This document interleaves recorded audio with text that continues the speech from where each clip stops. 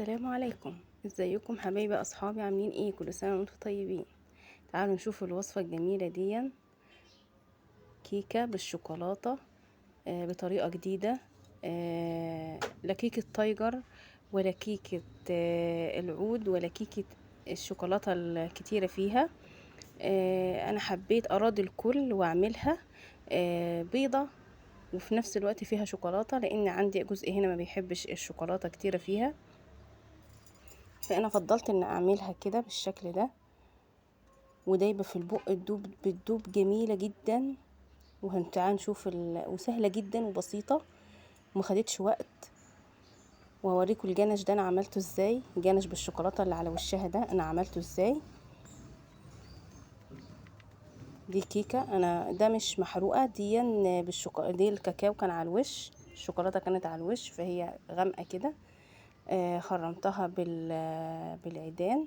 وتعالوا نشوف الوصفه من اولها بالظبط انا عملتها لكم ازاي، والجنش بالشوكولاته الجميل ده انا عملته ازاي.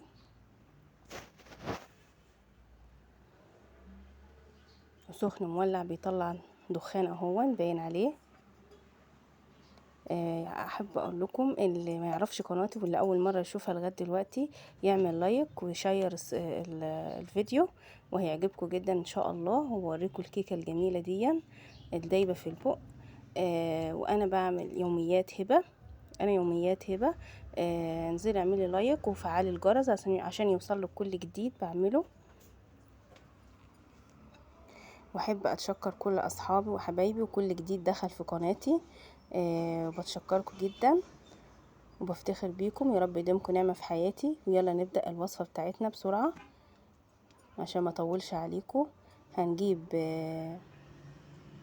بوريها لكم اهي، شوفوا دايبه بتدوب اصلا. بيضتين 2 بس، و2 فانيليا و2 بيكنج باودر وكوبايه لبن وكوبايه سكر. ويلا نعمل خطوه خطوه. هنجيب شفشق الخلاط نكسر البيضتين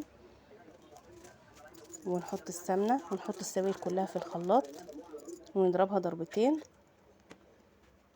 السكر على اللبن على السمنه، على السمنه بتاعتي، الكوبايه السمنه بتاعتي مخلطاها زيت على سمنه، وكوبايه سكر والفانيليا ومعلقه خل.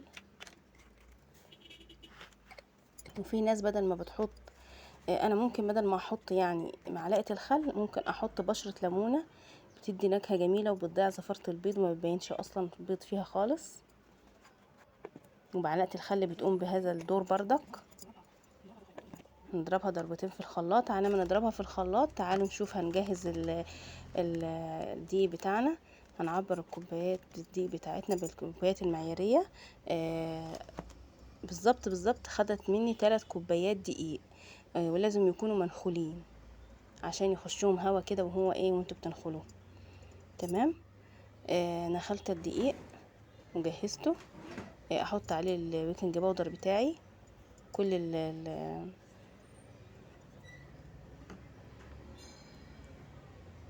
واقلب فيه. وديت معلقه لبن بودر، حبيت اعزز الطعم بكده عشان لو زودتها ميه، لو كانت مش كويس مش ماسكه مش لينه معايا ازودها ميه. ده حطيت البيكنج باودر بتاعي.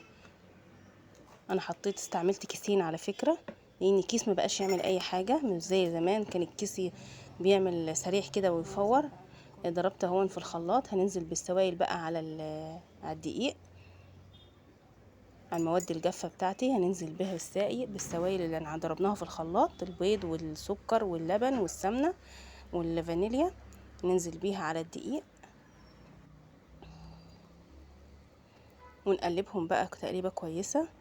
مش كتير يعني، مش هنقلب فيها كتير، بس هنضيع الدقيق، نحاول نضيع الدقيق من ارضيه الطبق، نجيب من ارضيته علشان ما نلاقيش فيه دقيق. ولو كانت لابسه معانا كده نزود شويه ميه، او لو عندك لبن متوفر تزودي برضك لبن. انا حبيت اقسمها على 2. دلوقتي هجيب 4 معالق كاكاو على معلقه كاكاو خام، واحط عليهم معلقة سمنة من اللي فاضلة من الكوباية، واحط عليهم معلقتين لبن، واقلبهم كويس بحيث انها ما تخليش العجينة لابسة معايا، تخليها سايبة كده. واقوم حطاها اهون عشان ما تغيرليش من عجينة الكيكة، واقلبها كويس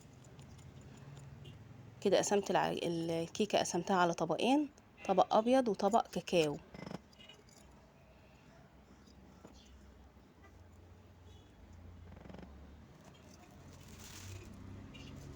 تمام. هقوم جايبه الطاجن بتاعي، دي معلقه الخام حبيت احطها كده، قلت مش ما غيرتش حاجه من الكيكه بتاعتي. القالب بتاعي امسحه بقطعه سمنه، لو في أو عاوزه تمسحيه بدقيق امسحيه، مش بحب احط دقيق في الارضيه. انا بحب اعمل كده. واقوم حاطه نازله بمغرفه من السايبه من البيضه على مغرفه من الكاكاو، مغرفه من البيضه على مغرفه من الكاكاو لغايه ما الكميه اللي معايا تخلص. وما حبيتش احط العود الخله فيها اقلب ولا حاجه، انا حبيت ان انا اخليها كده عشان ما تطلعش معايا تايجر، علشان انا مش عايزاها تايجر، انا عايزاه الابيض يبقى كاسي على كله، على الكاكاو كمان. تمام كده.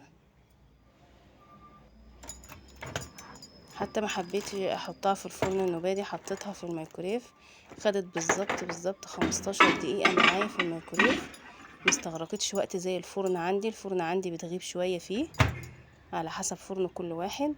انا دلوقتي حطيتها في الميكرويف بالظبط، عيرتها 15 دقيقه، وقمت مطلعاها اختبرتها بالخله ولقيتها كويسه ما فيهاش حاجه اهي. رحت مخرجاها وقعدت اخرمها بالخله كده. كان ممكن انت عندك شوكه تعمليها بالشوكه عادي. خدوا بالكم ان هي في الوش كده تحس ان الوش ناشف معايا. انا بقى عملت لها الجنش ده، المقطع ده معلش اتقطع، هبقى اعمله لكم في فيديو اخر. لما اجي اعمل كيكه تاني بالشوكولاته هوريها لكم. الجنش ده طلع طعمه زي الدانت بالظبط.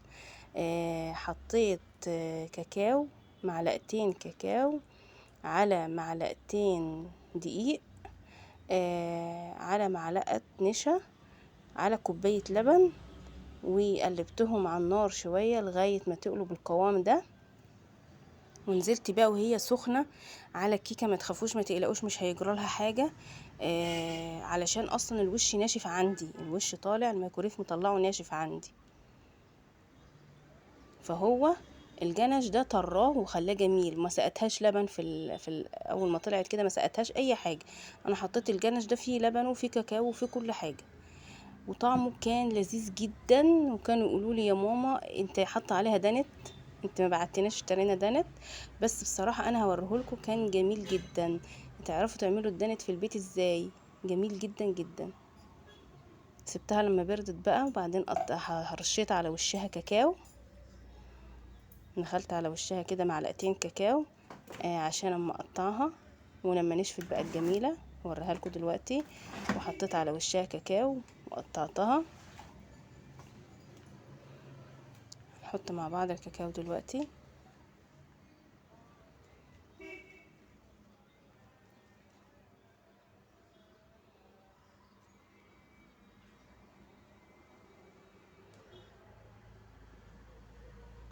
معلقتين كاكاو نخلتهم عليها على وشها.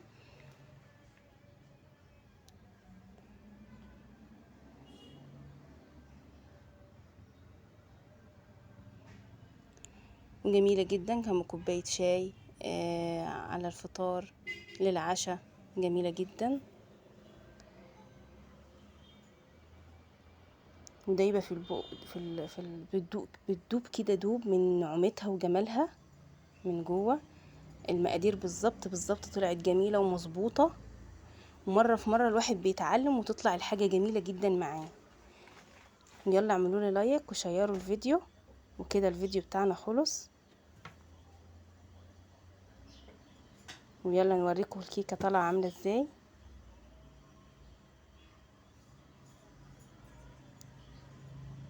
يا رب يكون الفيديو عجبكم وعند حسن ظنكم، يا رب ان شاء الله.